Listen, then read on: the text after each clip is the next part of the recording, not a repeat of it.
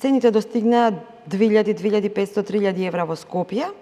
да имаат приход за да плаќаат рата, кога просечна плата е 45, а минималната 24.000. И како тие ќе градат семејство и со рата од 800 евра, да речеме, за кредитот, дополнително сметките, што ќе им остане за да инвестираат во дете и да преживеат. Значи, конкретно, не требаат повеќе сетови на мерки. Како планирате сето тоа да го заокружиме во една целина, каде што они ќе добијат конкретни услови, бенефиции, за да ги реализираме проектите кои што вие ги најавувате? Токму ова што го говорите е предизвикот кој што не сме навлегли уште у првите 3-4-5 месеци така од ова влада да го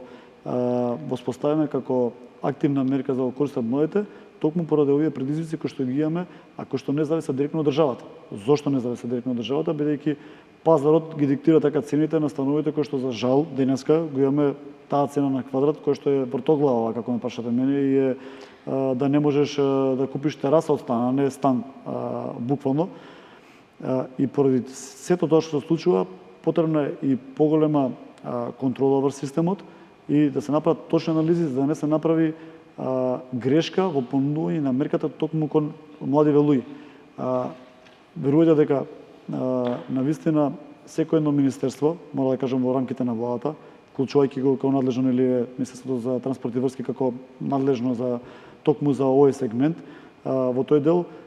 буквално работи на ова, сме го разговарали со нив и сме имале состаноци како да дојдеме до моментот да цената на овие станови кои што се дали се градат нели во комерцијална употреба или треба да се изградат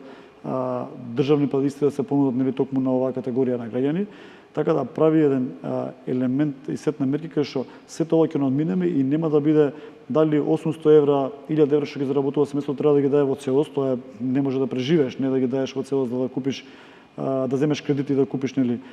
стан, туку сето ова да биде избалансирано, да може токму овие луѓе и да